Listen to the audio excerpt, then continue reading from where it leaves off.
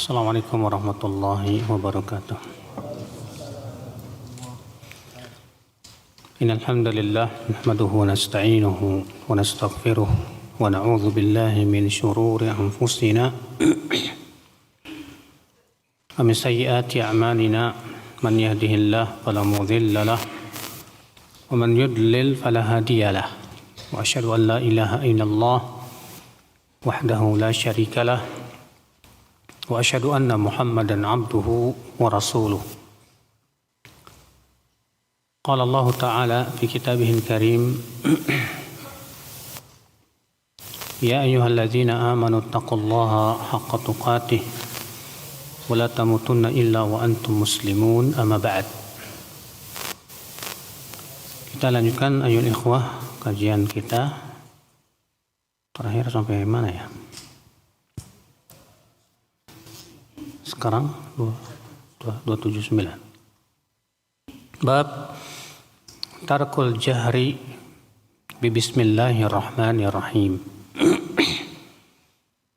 Bab tidak menjaharkan, tidak mengeraskan bacaan bismillahirrahmanirrahim. An Anas radhiyallahu anhu qala Sallaitu ma'a Rasulillahi sallallahu alaihi wasallam wa Abi Bakrin wa Umar wa Uthman falam asma' ahadan minhum yaqra'u Bismillahirrahmanirrahim. Aku salat bersama Rasulullah sallallahu alaihi wasallam. Demikian pula Abu Bakar, Umar dan Uthman. Aku tidak mendengar seorang pun dari mereka membaca Bismillahirrahmanirrahim. Hadis ini akhal Islam dijadikan oleh jumhur ahli ilm, ya, bahwa membaca Bismillahirrahmanirrahim itu, ya, tidak dikeraskan, tidak dijaharkan. Karena Anas mengatakan di situ, aku sholat bersama Rasulullah, Abu Bakar, Umar, Uthman, dan aku tidak mendengar mereka membaca apa? Bismillahirrahmanirrahim. Dan dalam riwayat Ibnu Khuzaimah dengan lafaz fakanu ya yusirruna, mereka mensirkan, ya, la yajharuna, ya, tidak mengeraskan bacaan Bismillahirrahmanirrahim. Hadis ini, ya, jelas sekali pernyataan dari Anas bin Malik bahwa Nabi, Abu Bakar, Umar, demikian pula Uthman, mereka tidak mengeraskan bacaan Bismillahirrahmanirrahim. Sedangkan madhab Syafi'iyah berpendapat bahwa membaca Bismillahirrahmanirrahim itu hendaknya dijaharkan. Iya. Dan ketahuilah saudaraku sekalian, tidak ada satupun hadis yang sharih yang menyebutkan tentang bahwa Rasulullah SAW, ya, ketika sholat mengeraskan bacaan Bismillahirrahmanirrahim. Hujjah mereka yang paling kuat adalah hadis Nu'aim bin Al-Mujammir. Bahwasanya Abu Hurairah radhiyallahu an mencontohkan salat Rasulullah SAW. Lalu ia mengeraskan Bismillahirrahmanirrahim. Lalu membaca Al-Fatihah. Lalu kemudian Abu Hurairah mengatakan, Inni ashbahukum salatan bi Rasulillah sallallahu alaihi wasallam. Sesungguhnya aku yang paling menyerupai sholatnya Rasulullah SAW. Di situ disebutkan bahwa Abu Hurairah lafadznya apa? Faqara'a Bismillahirrahmanirrahim. Maka beliau pun membaca Bismillahirrahmanirrahim.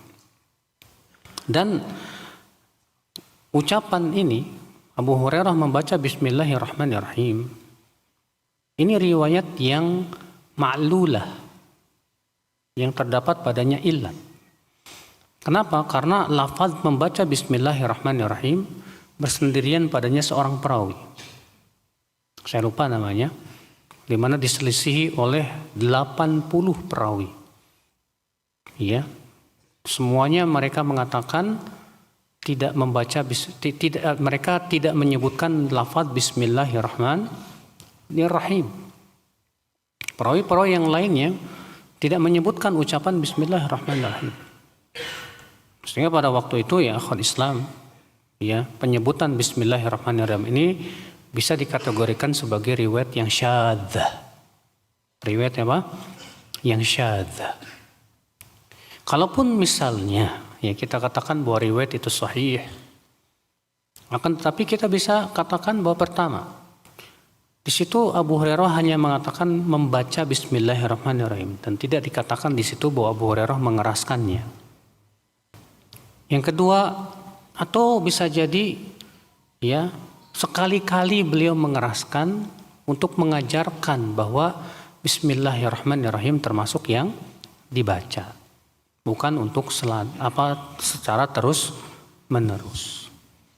Oleh karena itu pendapat yang paling kuat, pendapat jumhur itu pendapat mayoritas ulama yang mengatakan bahwa Bismillahirrahmanirrahim itu tidak dikeraskan.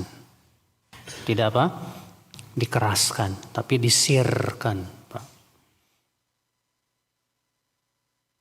Kita masuk ke bab berikutnya, bab fi Bismillahirrahmanirrahim.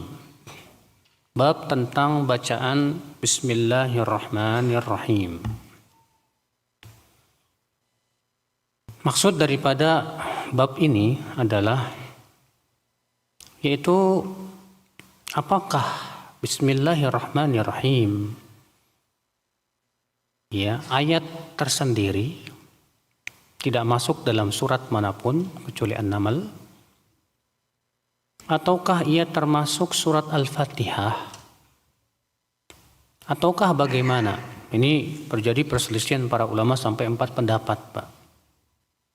Pendapat pertama, ya, pendapat yang mengatakan, kata mereka, bahwa annal basmalah laisat ayah minal Qur'anil Karim mutlaqa. Bismillahirrahmanirrahim itu kata mereka tidak termasuk Al-Quran sama sekali. Ini pendapat Imam Malik. Iya. Akan tetapi pendapat ini tidak ditunjukkan oleh dalil yang sahih dan sharih, Pak. Mereka berhujah dengan perkataan Anas bin Malik tadi yang sudah kita bacakan, ya, di mana Anas mengatakan, aku sholat bersama Rasulullah SAW, Abu Bakar, Umar, Utsman, dan aku tidak mendengar seorang pun dari mereka membaca Bismillahirrahmanirrahim. Maka mereka beristimbat, berarti itu menunjukkan Bismillahirrahmanirrahim tidak termasuk Al-Quran. Akan tetapi ini tidak bisa dijadikan hujah. Kenapa? Karena ya dalam riwayat Ibnu Khuzaimah disebutkan bahwa Rasulullah tidak mengeraskannya. Tidak apa? Mengeraskannya. Pendapat yang kedua mengatakan bahwa Bismillahirrahmanirrahim termasuk surat Al-Fatihah. Termasuk surat Al-Fatihah. Ya. Dan ini pendapat Sa'id bin Jubair dan jumhur qurra dan para fuqaha dari Mekkah dan Kufah. Dan ini pendapat juga Imam Syafi'i dan riwayat dari Imam Ahmad. Ya. Alasan mereka apa? Hujahnya bahwa Bismillahirrahmanirrahim tertulis dalam mushaf. Ya, dalam mushaf Al-Quran itu Bismillahirrahmanirrahim ya ditulis 1. Ya. Akan tetapi akhi, ketahuilah bahwa penulisan Bismillahirrahmanirrahim 1 itu bukan dari Rasulullah, itu ijtihad. Ya. Sehingga tidak bisa dijadikan apa? Hujjah. Mereka juga berhujjah dengan hadis Ummu Salamah. Bahwa Ummu Salamah ditanya tentang bacaan Nabi SAW. Maka Ummu Salamah berkata, kana yaqta'u qira'atahu ayah-ayah. Bismillahirrahmanirrahim. Alhamdulillahi rabbil alamin. Ar-Rahmanir Rahim. Kata Ummu Salamah, Rasulullah SAW itu membacanya satu ayat, dijeda, nggak disambung ya. Beliau mengucapkan Bismillahirrahmanirrahim, Alhamdulillah Rabbil Alamin, Ar-Rahmanir Rahim. Ini disahihkan oleh Syekh Albani rahimahullah. Namun Pak, hadis Ummu Salamah ini pun tidak sharih menunjukkan bahwa Bismillahirrahmanirrahim ini termasuk Al-Fatihah. Kenapa demikian? Karena dalam satu riwayat yang sahih, Rasulullah SAW ketika membaca Inna a'tainakal kautsar, beliau mengatakan Bismillahirrahmanirrahim, Inna a'tainakal kautsar. Tapi tidak ada satupun ya ulama mengatakan bahwa Bismillahirrahmanirrahim termasuk Al-Kautsar. Sama halnya dengan di sini, kata Ummu Salamah, Rasulullah membaca Bismillahirrahmanirrahim, Alhamdulillahirabbil alamin. Apakah itu sharih, tegas bahwasanya itu termasuk Al-Fatihah? Tidak. Ya.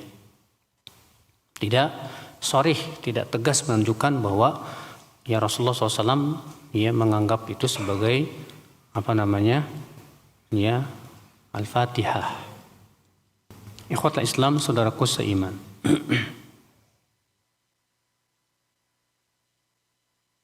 Kemudian akhwat Islam, pendapat yang ketiga, annaha ayah atau ba'du ayah min kulli surah siwa surati Bara'ah. Ia adalah ayat atau sebagian ayat dari setiap surat selain surat Al-Bara'ah. Ini pendapat fuqaha Kufah, dinisbatkan kepada mereka. Dan ini yang masyhur dalam mazhab Syafi'i dan riwayat dari Imam Ahmad. Alasannya karena apa? Karena ditulis di situ dalam mushaf Bismillahirrahmanirrahim. Akan tetapi penulisan Bismillahirrahmanirrahim dalam mushaf sekali lagi tidak menunjukkan bahwa itu termasuk setiap surat. Jadi pendapat yang kedua ini, Bismillahirrahmanirrahim masuk pada setiap surat, bukan cuma Al-Fatihah. Masuk Al-Baqarah, Ali Imran, kecuali Al-Bara'ah saja. Pendapat yang keempat mengatakan bahwa Bismillahirrahmanirrahim itu ayat yang berdiri sendiri. Ayat yang berdiri sendiri, tidak termasuk surat manapun juga selain surat An-Naml. Karena An-Naml itu di tengah surat masalahnya. Wa annahu bismillahirrahmanirrahim. Ini pendapat Imam Ahmad bin Hanbal, di mana beliau menegaskan demikian, bahwa Bismillahirrahmanirrahim tidak termasuk surat manapun juga. Termasuk Al-Fatihah, na'am. Di mana Bismillahirrahmanirrahim itu fungsinya hanya untuk memisahkan saja antara satu surat dengan surat yang lainnya. Sebagaimana Abdullah bin Abbas berkata, "Kana Nabi sallallahu alaihi wasallam la ya'rifu fasla surah hatta tanzila alaihi Bismillahirrahmanirrahim." Adalah Rasulullah SAW tidak mengetahui bagaimana memisahkan satu surat dengan surat yang lain sampai Allah turunkan Bismillahirrahmanirrahim. Sehingga Bismillahirrahmanirrahim fungsinya adalah untuk apa? Memisahkan antara satu surat dengan surat yang lainnya. Dan disebutkan dalam hadis bahwa Rasulullah SAW bersabda, Allah Ta'ala berfirman, qasamtu shalah baini wa baina abdi nisfain. Aku membagi Al-Fatihah antaraku dengan antara hambaku dua bagian. Apabila hambaku mengatakan Alhamdulillahi Rabbil Alamin, Maka Allah menjawab, hamidani abdi, hambaku memujiku. Apabila hambaku berkata ar-Rahmanir Rahim, maka Allah akan menjawab, athna alayya abdi, hambaku menyanjungku. Apabila hambaku berkata maliki yaumiddin, maka Allah akan menjawab majjadani abdi, hambaku memuliakanku. Dalam satu ayat yang lain ada tambahan fawwadha ilayya abdi, hambaku menyerahkan urusannya kepadaku. Apabila dia mengatakan iyyaka na'budu wa iyyaka nasta'in, maka Allah akan menjawab ini antaraku dan antara hambaku.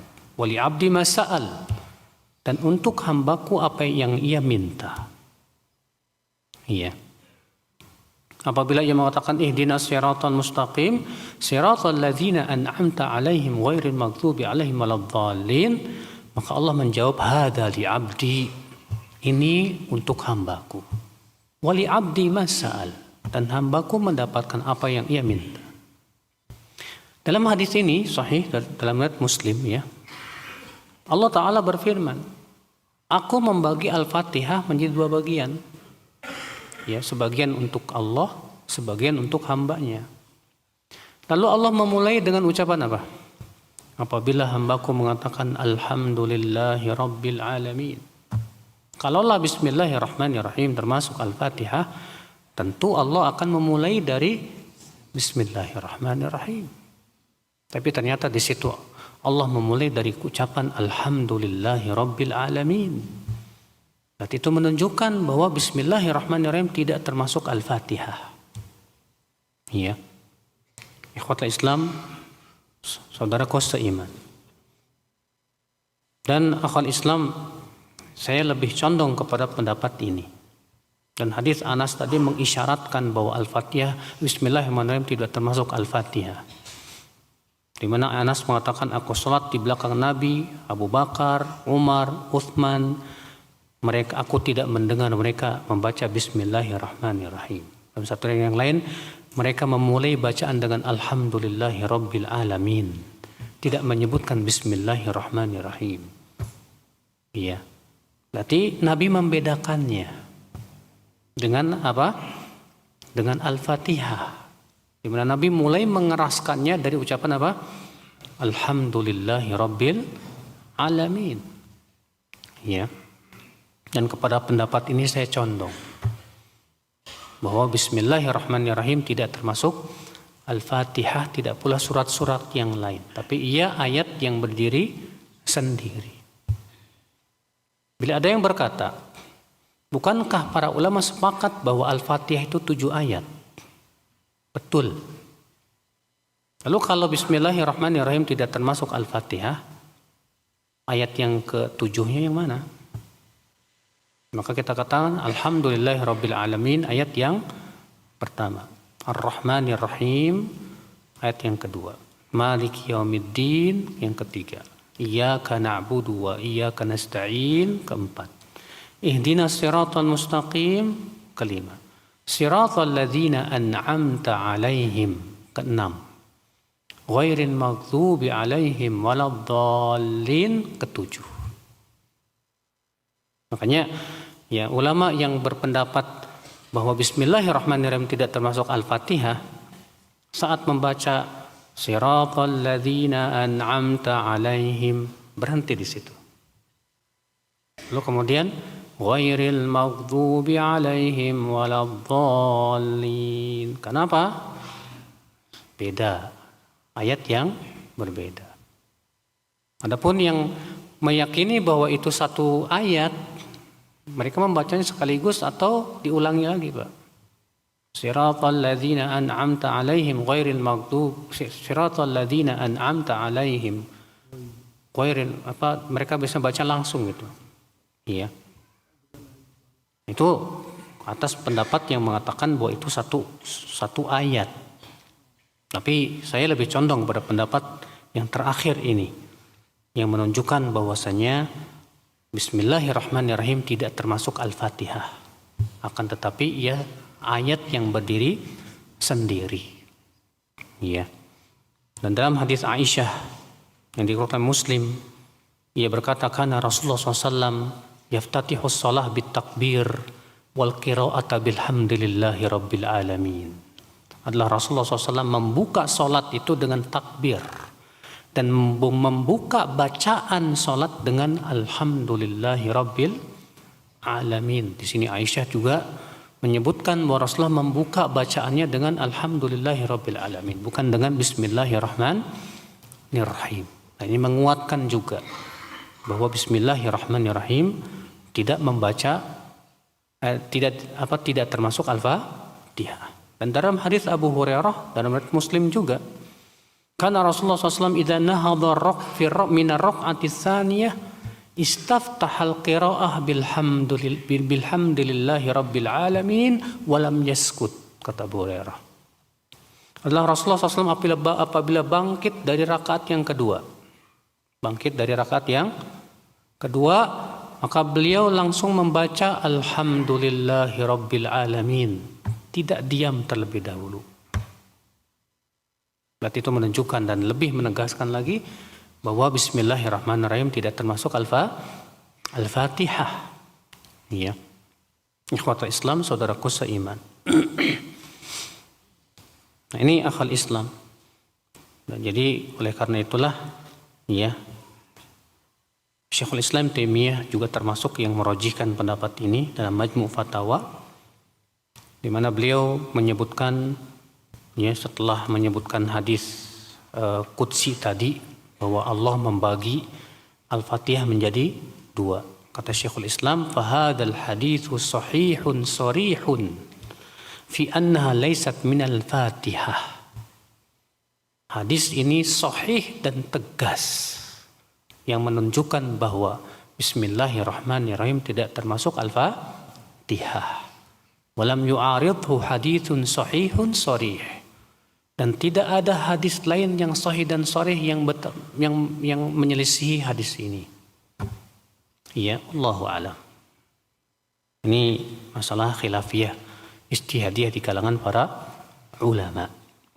Ya, makanya antum kalau shot di belakang ana selalu ana berhenti di situ, Pak. Ghairil maghdubi alaihim siratal ladzina an'amta alaihim, berhenti di situ. Ghairil maghdubi alaihim waladdallin. Karena ana meyakini bahwa bismillahirrahmanirrahim tidak termasuk Al-Fatihah. Nah, sekarang apa hukumnya membaca bismillahirrahmanirrahim kalau begitu? Ya, ketika membaca Al-Fatihah. Jumhur berpendapat bahwa membaca bismillahirrahmanirrahim itu hukumnya sunnah. Tidak sampai kepada apa? Wajib. Sebagian ulama mengatakan wajib atas dasar bahwa itu termasuk Al-Fatihah. Sebagian ulama lagi mengatakan tidak perlu dibaca karena punya keyakinan bahwa bismillahirrahmanirrahim tidak termasuk Al-Quran sama sekali. Sebagaimana itu mazhab Imam Malik.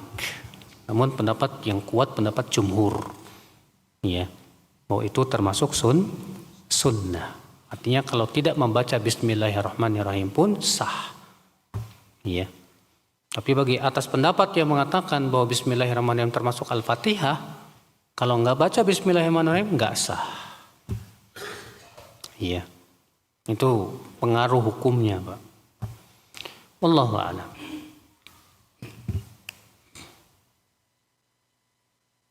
Kita masuk hadis 280. An Anas radhiyallahu anhu qala بينما رسول الله صلى الله عليه وسلم ذات يوم بين أظهرنا إذ أخفي إخفاءة ثم رفع رأسه متبسما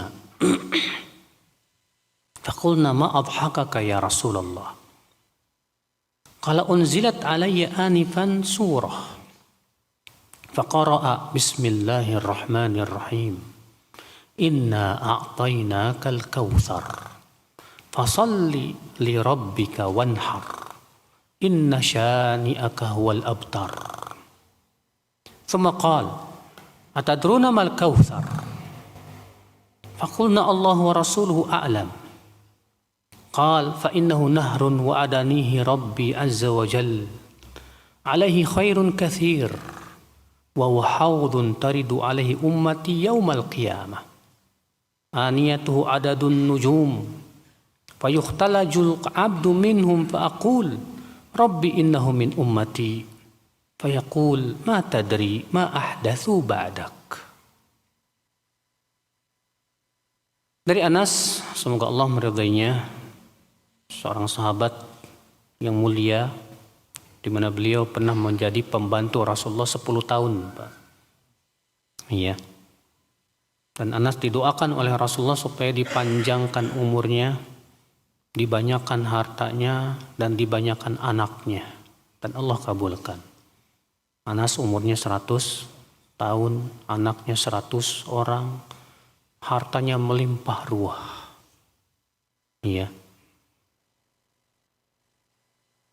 Kata Anas, ketika Rasulullah SAW suatu hari berada di tengah-tengah kami, tiba-tiba beliau seperti tidak sadarkan diri. Kemudian beliau mengangkat kepalanya sambil tersenyum. Lalu kami berkata, apa yang membuat engkau tertawa ya wahai Rasulullah? Kata Rasulullah SAW, diturunkan tadi barusan surat kepadaku. Lalu beliau membaca Bismillahirrahmanirrahim. Inna a'tainakal kautsar. Fasalli li rabbika wanhar. Inna syani'aka huwal abtar. Inna a'tainakal kautsar. Sesungguhnya kami telah memberimu telaga Al-Kautsar. Fasalli li rabbika wanhar. Maka salatlah untuk Rabbmu dan sembelihlah. Inna syani'aka huwal abtar. Sesungguhnya orang yang membencimu itulah yang akan terputus. Iya, terputus dari apa? Tidak disebutkan. Iya. Kenapa Allah tidak menyebutkan iya terputus dari apa? Kata para ulama untuk menegaskan bahwa ia terputus dari segala kebaikan. Terputus dari rahmat Allah, terputus dari keberkahan, terputus dari taufik, ya terputus dari pertolongan Allah Subhanahu wa taala. Ya subhanallah. Kemudian beliau bersabda, tahukah kalian apa itu Al-Kautsar? Kami berkata Allah dan Rasulnya yang lebih tahu. Rasulullah bersabda, sesungguhnya ia adalah sungai yang dijanjikan oleh Tuhanku kepadaku. Di sungai itu terdapat kebaikan yang banyak sekali. Iya. Dan ia adalah haud. Ia adalah apa? Haud yang ada di padang mahsyar. Artinya dalam satu ayat lain disebutkan bahwa haud yang ada di padang mahsyar itu airnya itu berasal dari telaga Al-Kautsar, di mana Al-Kautsar adalah sungai yang ada di surga yang paling tinggi. Dari Al-Kautsar lah mengalir semua sungai-sungai surga. Iya.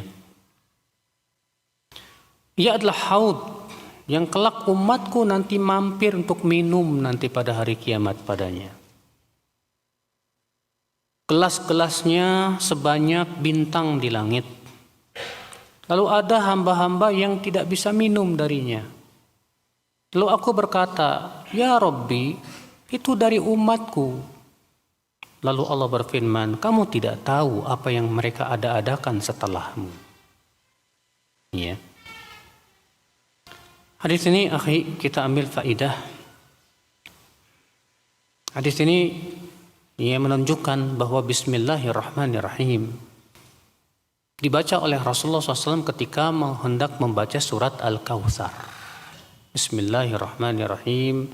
Inna a'tainakal kautsar. Akan tetapi, ya, Bismillahirrahmanirrahim tidak termasuk surat Al-Kautsar. Ya. Dan sudah kita sebutkan bahwa pendapat yang paling kuat bahwa Bismillahirrahmanirrahim itu fungsinya hanya sebatas pembeda aja. Untuk membedakan satu surat dengan surat yang lainnya adalah apa? untuk memisahkan satu surat dengan surat yang lainnya itu dengan membaca Bismillahirrahmanirrahim. Hadis ini menunjukkan akhwat Islam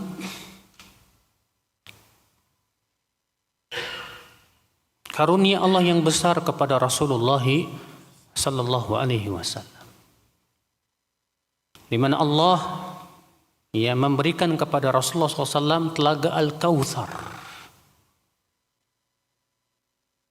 Kalau Allah memberikan kepada Rasulullah telaga Al-Kautsar, berarti Rasulullah sudah dijamin masuk surga enggak?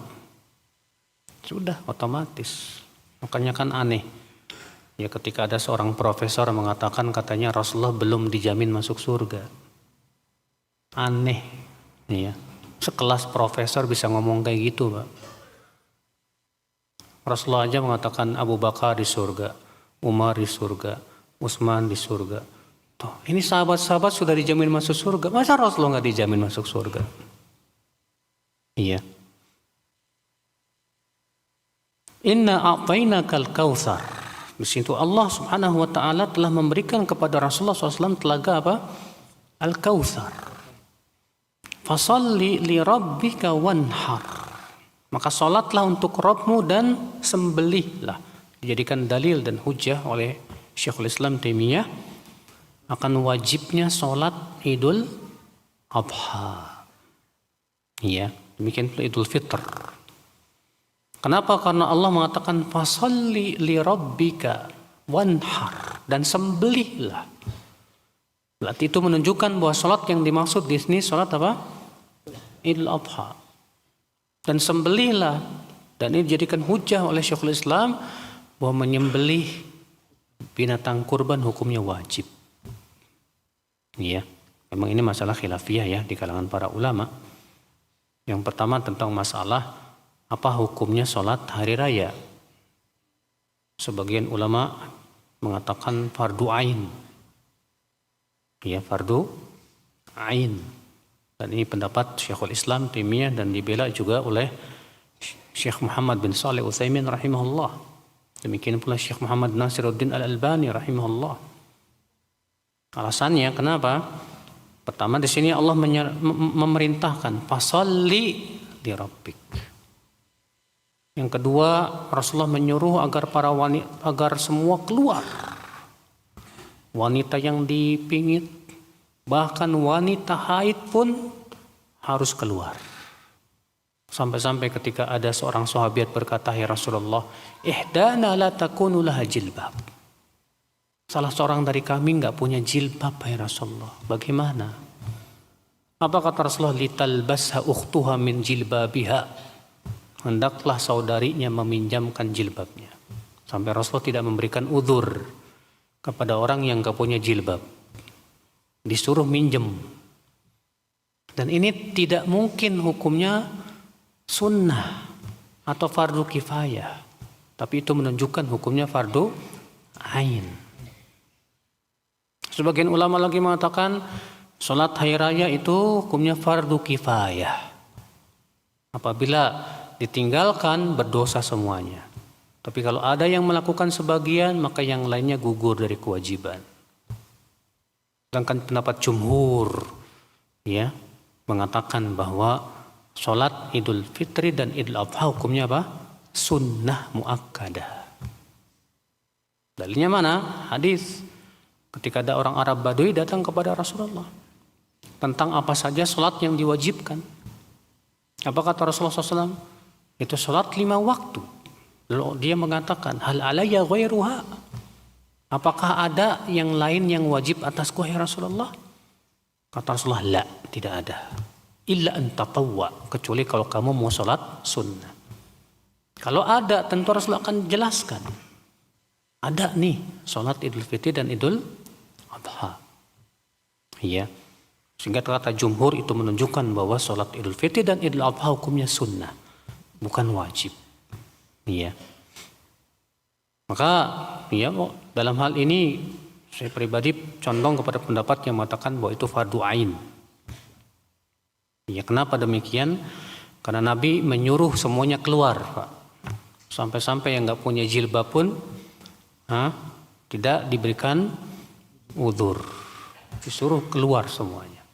Adapun hadis orang Arab Badui tadi, ya, itu pertanyaan tentang sholat yang diwajibkan sehari semalam.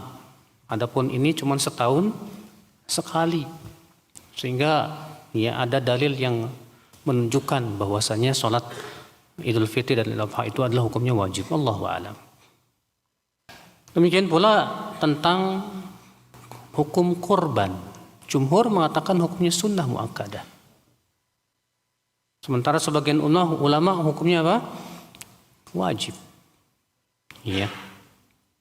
Dan dalam hal ini wallahu a'lam saya condong kepada pendapat jumhur. Karena adanya perbuatan para sahabat dan tidak diketahui adanya penyelisihan dari sahabat yang lain. Iya. Inna syani'aka huwal abtar. Sesungguhnya orang yang membencimu dialah yang terputus.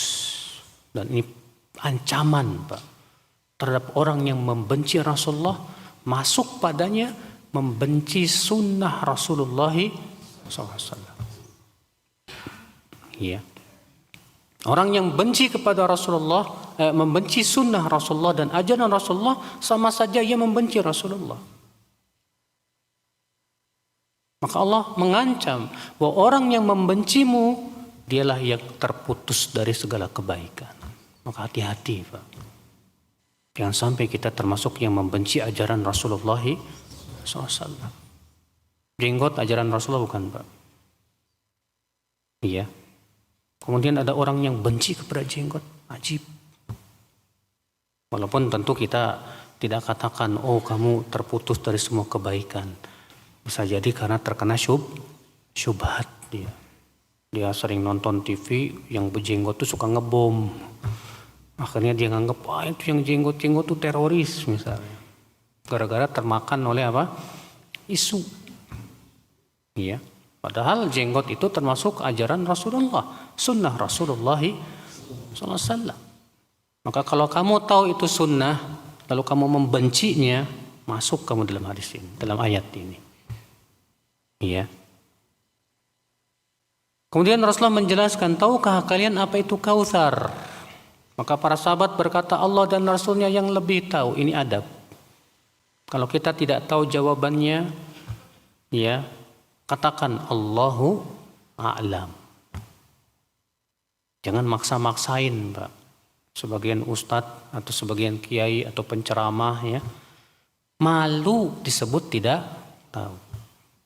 Akibat malu akhirnya maksa-maksain jawab, muter sana sini, malah ketahuan ketidaktahuannya.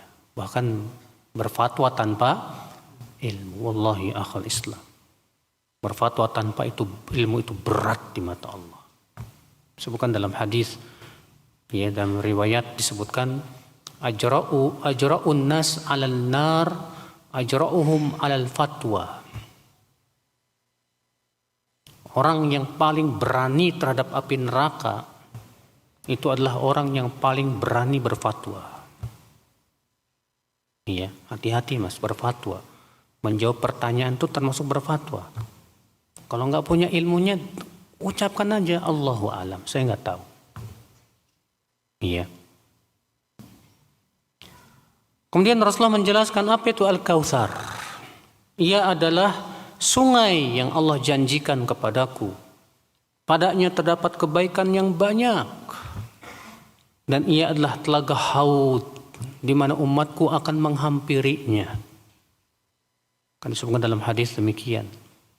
Kata Rasulullah SAW, wa ana faratukum alal haud. Aku akan mendahului kalian di telaga Haud nanti. Iya. Maka umat Islam akan datang untuk minum di telaga Haud, Pak. Namun ternyata ada orang-orang yang tidak bisa minum. Kata Rasulullah, fayukhtalaju al-abdu minhum. Dalam satu ayat yang lain, fayukhtalaju minhu aqwamun. Lalu ada beberapa kaum yang tidak bisa minum dari telaga Haud. Lalu aku memanggil.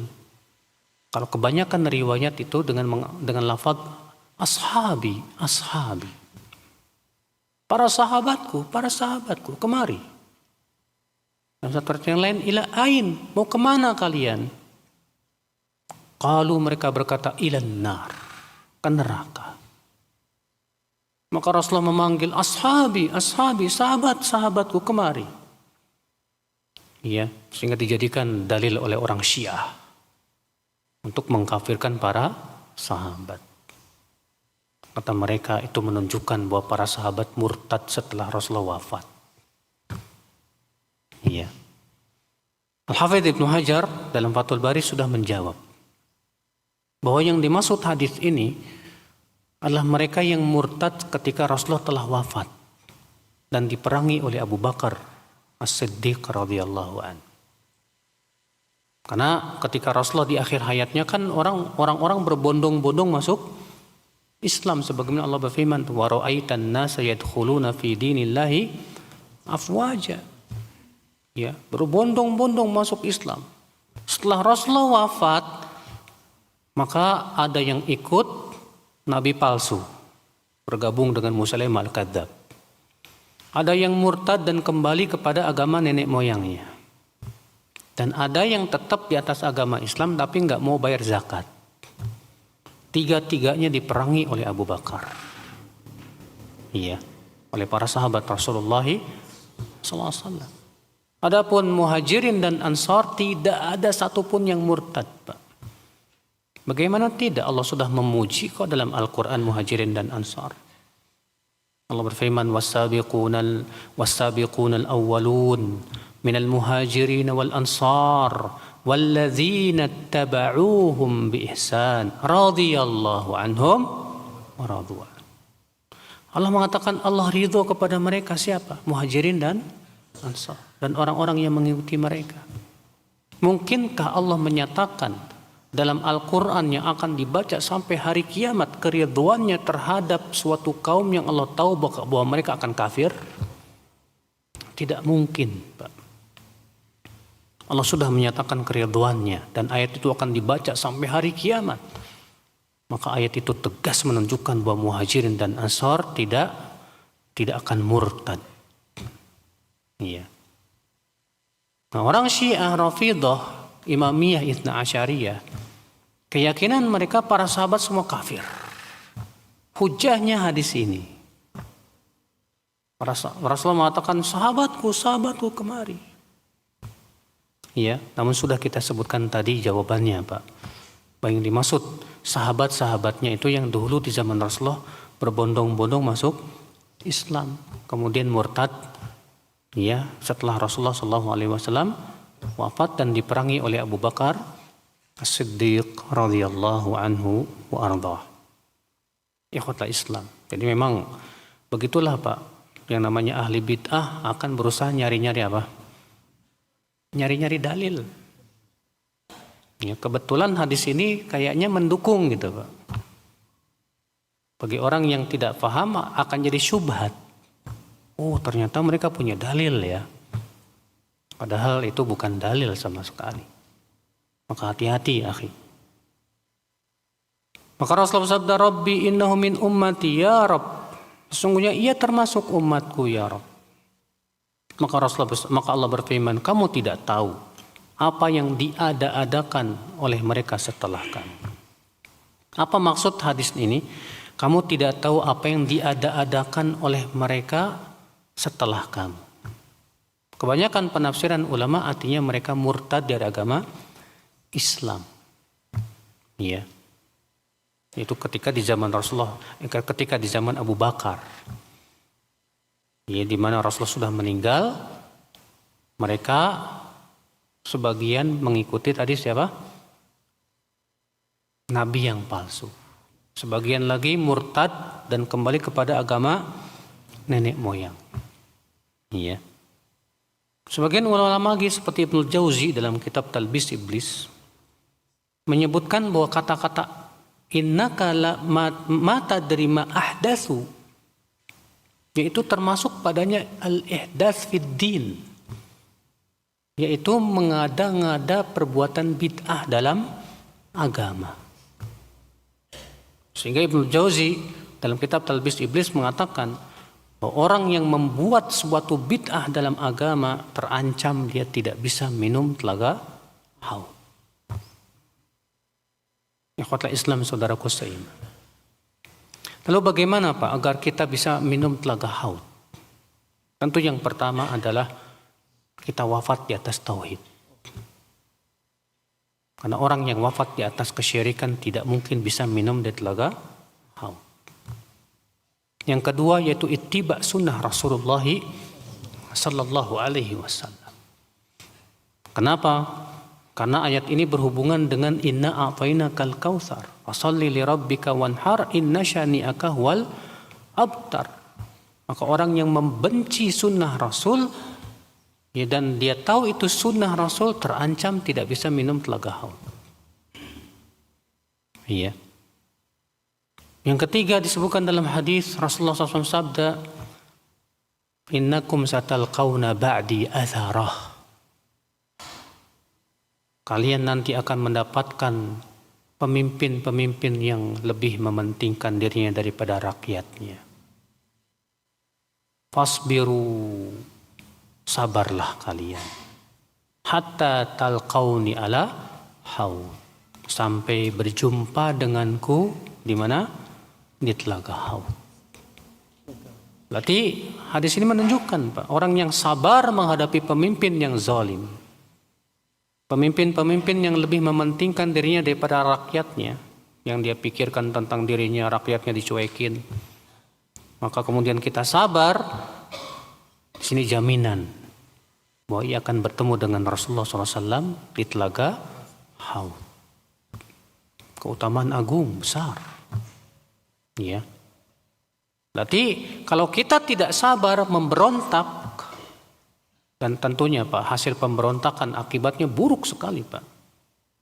Berakibat yang sangat buruk sekali sebagaimana dalam sejarah. Ya, sejarah membuktikan hasil pemberontakan itu selalu buruk hasilnya. Gara-gara pemberontakan yang kita lakukan akhirnya berapa banyak darah kaum muslimin yang tercucur. Maka kita terancam tidak bisa minum dari telaga haud. Ikhwatul Islam, saudaraku seiman. Baik, kita masuk ke bab berikutnya. Bab wujubil qiraah bi ummil Qur'an fis shalah. Bab wajibnya membaca Al-Fatihah dalam salat.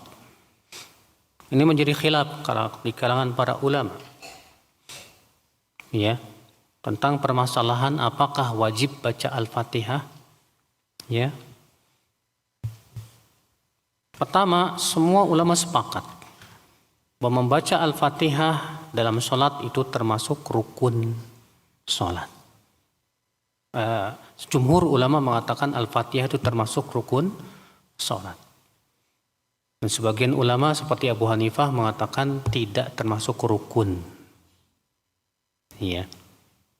Kalau Abu Hanifah berhujah dengan dalil faqra'u ma tayassara minal Quran. Bacalah dari yang mudah dari Al-Quran.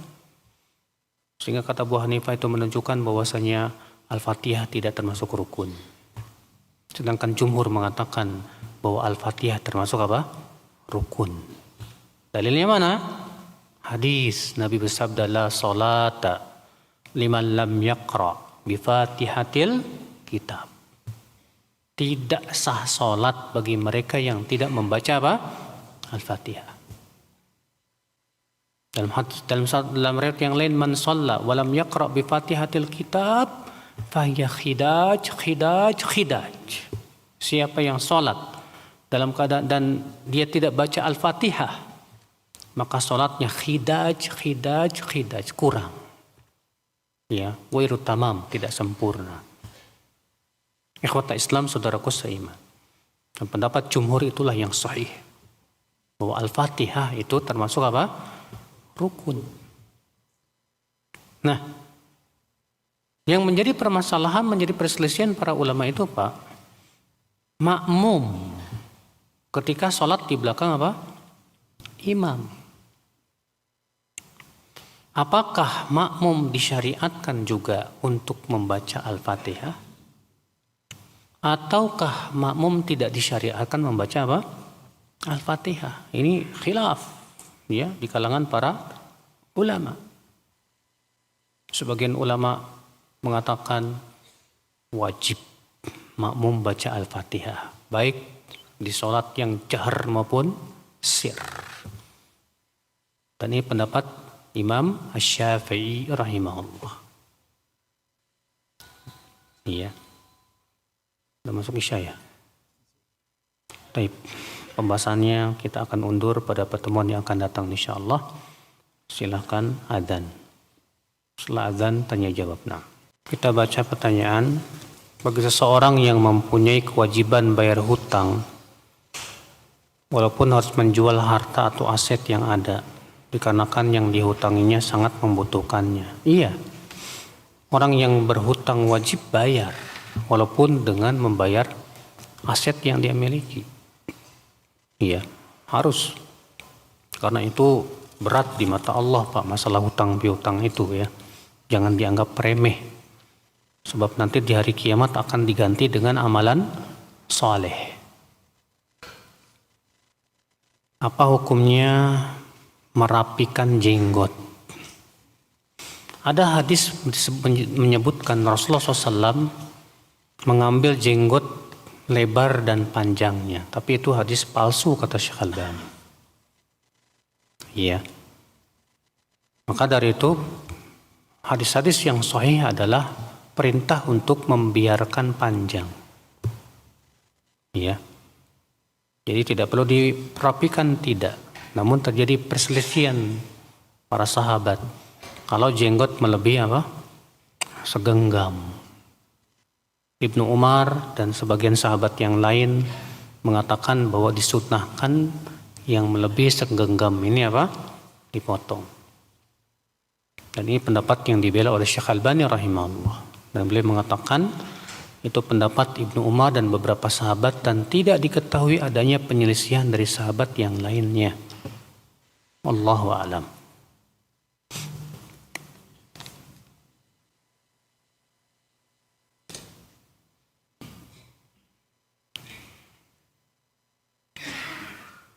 Bolehkah memakai cincin bagi laki-laki?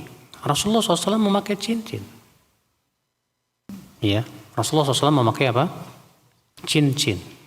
Namun yang dilarang tuh cincin yang terbuat dari emas. Iya. Demikian pula dari besi pun juga dilarang. Iya. Tapi kalau misalnya antum buat dari apa namanya? Emas dan perak, dari kalau perak masih boleh. Nggak ada larangannya ya. Yang dilarang itu emas. Dari tembaga misalnya, dari kuningan misalnya, boleh, silahkan.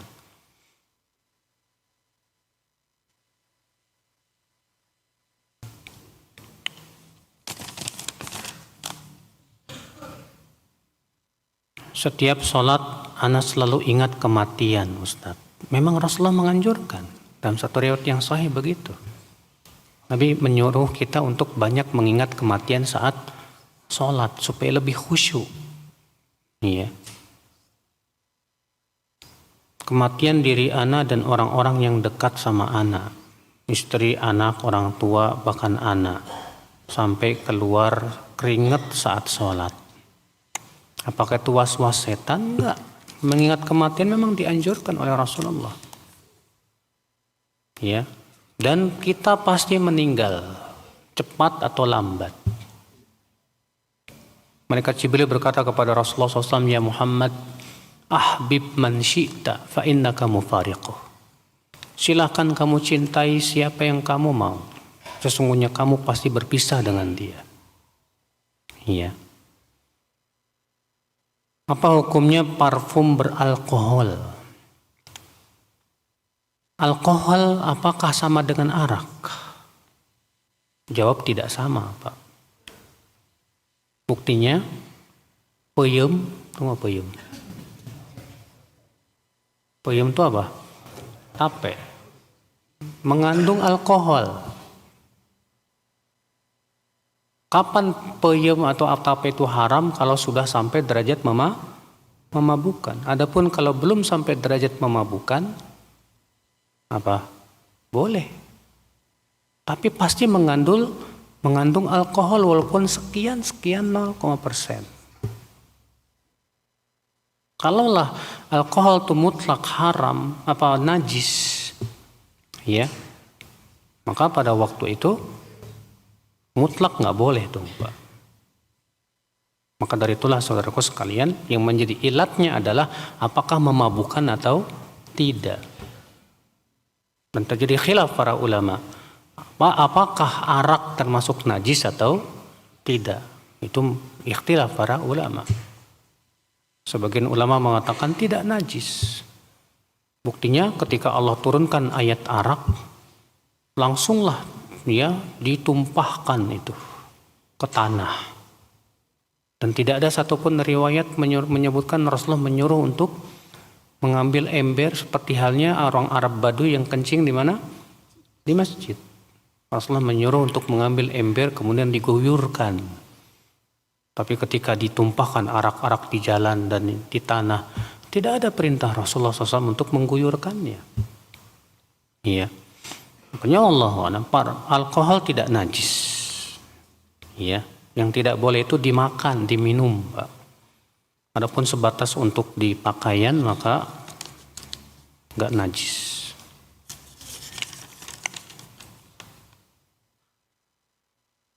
Dari setiap perselisihan para ulama dalam masalah ijtihadiyah sebagai penuntut ilmu yang baru sekelas mustami, apa boleh tidak menghargai pendapat yang lain?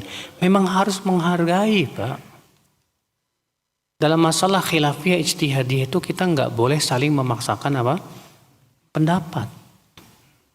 Dan ini manhaj para sahabat. Para sahabat terjadi nggak perselisihan di kalangan mereka? Terjadi. Apakah para sahabat saling memaksakan pendapat? Tidak ada sama sekali. Masing-masing mengamalkan sesuai yang mereka pandang kuat dan rajih. Makanya Al-Hafidz Ibnu Abdul Bar, ya, dalam kitab beliau, ya, Al-Jami itu, beliau membawakan sebuah riwayat bahwasanya Umar bin Khattab, ya, bertanya kepada Syarik, apa yang menjadi keputusan Ali? Kata Syarik, ia memutuskan begini dan begitu. Kata Umar, kalau aku Ali, aku akan memberikan keputusan yang berbeda. Kata Syarik, kenapa engkau tidak memutuskan? Engkau kan Amirul Mukminin. Ya. Kata Umar, kalau ada nas yang sharih, pasti aku akan memutuskan. Tapi ini hanyalah pendapat ijtihad. Ya, dan masalah pendapat ijtihad kata Umar mustarak. Semua bersekutu. Makanya Ibnu Taimiyah dalam kitab-kitabnya dan para ulama menyebutkan bahwa dalam masalah ikhtilaf yang sifatnya ijtihadiyah, kita tidak boleh saling menyesatkan dan tidak boleh saling memaksakan pendapat. Yang boleh kita salahkan, maksudnya kita sesatkan pendapat tersebut yang jelas menyelisih ijma' para ulama atau menyelisih nas yang sangat sharih. Ikhwata Islam, saudaraku seiman. Nah ini bedakan sama antum masalah-masalah seperti ini supaya tidak menjadi sumber terjadinya perpecahan di kalangan kita, ya. Ya, munculnya perpecahan itu gara-gara menganggap pendapat ustadz ini kebenaran yang tidak boleh ditolak. Padahal ternyata itu masalah ijtihadiyah. Karena antum sangat ngefans pendapat seorang ustadz, seakan-akan pendapat ustadz ini sebagai sebuah kebenaran yang tidak boleh ditolak. Siapa yang menyelisihinya itu musuh saya. Langsung dimusuhi. Padahal ternyata itu masalah ijtihadiyah yang tidak ada nasnya yang sharih. Maka ini tidak boleh, Pak, menjadi sebab perpecahan di kalangan kaum muslimin, dan itu bukan manhaj para sahabat sama sekali dan bukan manhaj salafus saleh. Ya.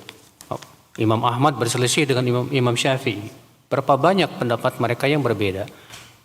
Tapi apakah mereka saling menghajar, saling mentahdzir, saling enggak sama sekali. Imam Syafi'i menyelisih gurunya yaitu Imam Malik dalam banyak pendapat. Bahkan Imam Syafi'i berselisih dengan teman sejawatnya Imam Yunus bin Yazid Al-Aili. Beliau berdebat dengan Imam Yunus. Setelah berdebat, Imam Syafi'i memegang tangannya dan berkata, perselisihan kita tidak memutuskan persaudaraan kita. Beda dengan kita yang memang notabene bodoh, Pak. Yang bikin riwuh itu murid-muridnya terkadang. Menganggap pendapat ustadznya lah yang bagaikan wahyu yang turun dari langit. Kalau memang itu ijma, bolehlah. Kalau memang hadisnya sahih, sharih, tegas, bolehlah, nggak masalah.